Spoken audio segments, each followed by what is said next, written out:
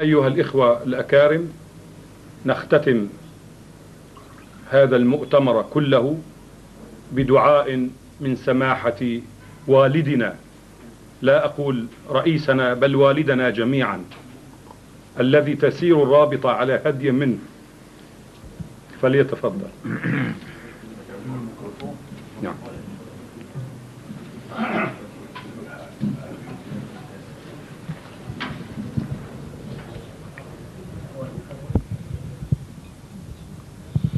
بسم الله الرحمن الرحيم. الحمد لله رب العالمين، والصلاة والسلام على سيد المرسلين وخاتم النبيين محمد وآله وصحبه أجمعين ومن تبعهم بإحسان ودعا بدعوتهم إلى يوم الدين. ما بعد، فإنني أحمد الله تبارك وتعالى أصالة عن شخصي المتواضع المذنب الراجي رحمة الله تبارك وتعالى والداعي، ونيابة عن جميع إخوتي وزملائي، أحمد الله تبارك وتعالى على هذا اللقاء الكريم الهادف الذي كان في صالح لم يكن في صالح الإسلام فقط، وإن كان ذلك أكبر شرف، ولا في صالح الدعوة الإسلامية فقط، بل في صالح الإنسانية وفي صالح المصالح الإنسانية الشريفة النزيهة، وفي صالح المستقبل الإنسانية. لأن الأدب كما قلت في الكلمة التي فتحت بها هذا المؤتمر الموقر، سلاح من أمر الأسلحة، وهو الذي يكبر الاتجاهات والدوافع، والاتجاهات والدوافع هي التي تسوغ الحاضر وتسوغ المستقبل، هي التي تسوغ المجتمعات، وهي التي تسوغ الحكومات، وهي التي تسوغ الآداب والكتابات والإنتاجات.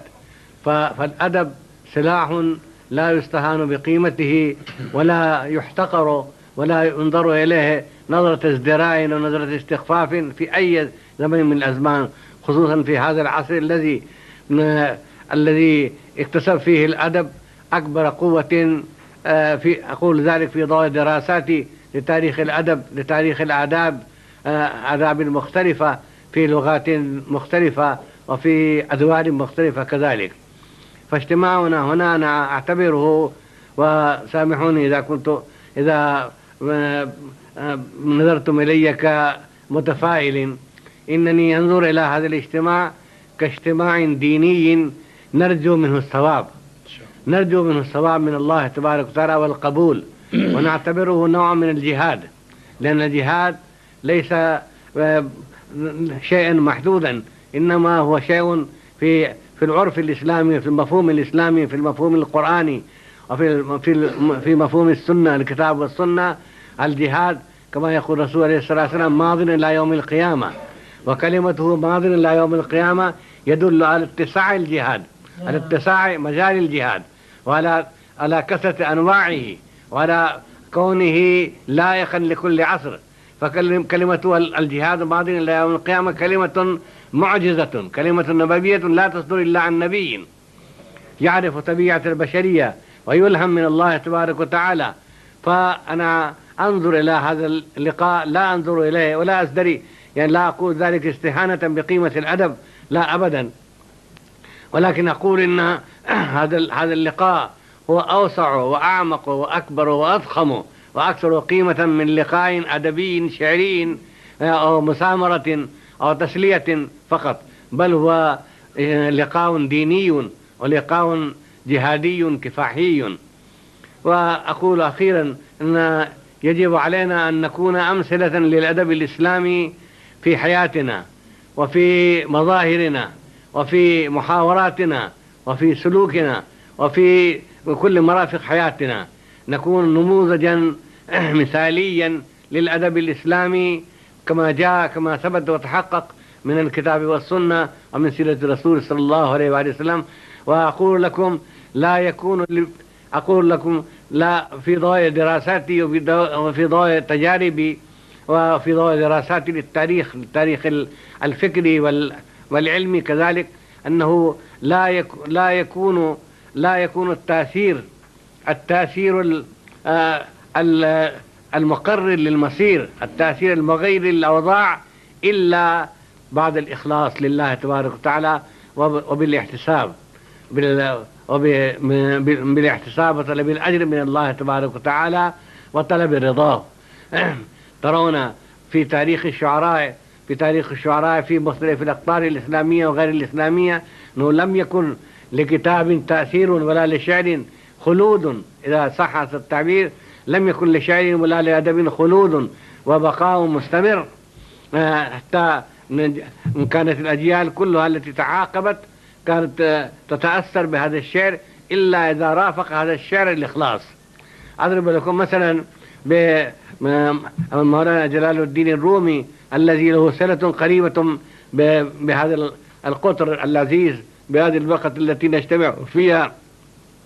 إن شيخ جلال الدين الرومي عارف أستطيع أن أسمي أن أعرض أمامكم أسماء ودباء ملحدين داعين إلى الإلحاد درسوا شعر مولانا جلال الدين الرومي فأسلموا من جديد وتحمسوا للإسلام، أصبحوا متحمسين للإسلام.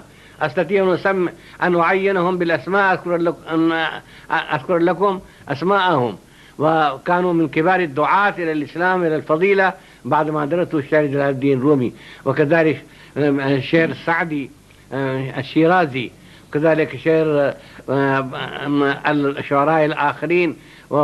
وأستطيع أن أذكر لكم عدة أسماء من شعراء الهند الذين قلبوا الأوضاع، قلبوا القوالب الفكرية، المناهج الفكرية، وحدثوا انقلابا في حياة الكتاب والأدباء والشعراء. فيجب أن يرافق، وأن أستميح العذر منكم، أن يرافق نشاطنا هذا التأدب بالأدب الإسلامي عمليا وسلوكيا وخلقيا ودعويا. وأحمد الله تبارك وتعالى على أنه هذا اللقاء قد تم في هدوء وفي ثقة متبادلة وفي رزانة وفي جدية، والحمد لله أولا وآخرا، والحمد لله الذي بعزته وجلاله تتم الصالحات.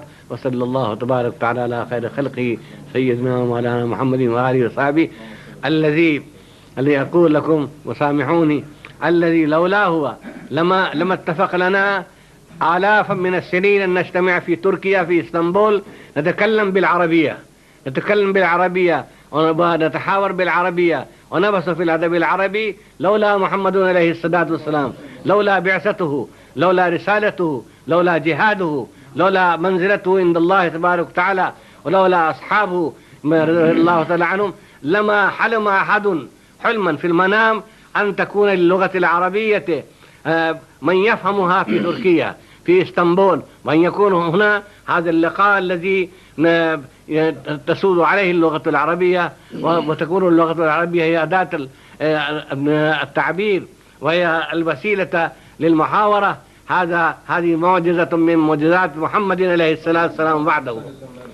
ولولا هو لما كان في الهند من يستطيع أن يتكلم بالعربية. أنا أقول لا يمنعني التواضع أن أقول لكم لولا محمد عليه الصلاة والسلام ولولا رسالته ولولا دعاة الإسلام الذين دخلوا في الهند وغزوا الهند وفتحوا الهند عقائديا وسياسيا وحكموا هناك ونشروا في هذا القطر الذي كما قلت لكم يسمى أكال الأمم، لأنه قد ثبت في التاريخ أنه ما دخلت أمة ولا عنصر ولا ثقافة من خارج الهند إلى داخل الهند إلا أن الهند قد أصهرت في بوتقته وحللت وجعلت شيئا آخر إلا الإسلام، والذي استطاع وحده أن يبقى على عقيدته وعلى خصائصه وعلى طبيعته وعلى روحه، وهذا كله من فضل الإسلام. فلولا الدعوة الإسلامية ولولا الغزوات المخلصة ولولا الجيوش ليس الجيوش الجندية فقط الحربية، بل الجيوش العلمية والجيوش الدعوية، لما كان للهند وهي مجمع للغات لا أعرف قطرا تتنوع فيه هذه اللغات ويكثر عددها مثل ما يكثر عددها في الهند. هذه اللغات المعترف بها رسميا وقانونيا عشرات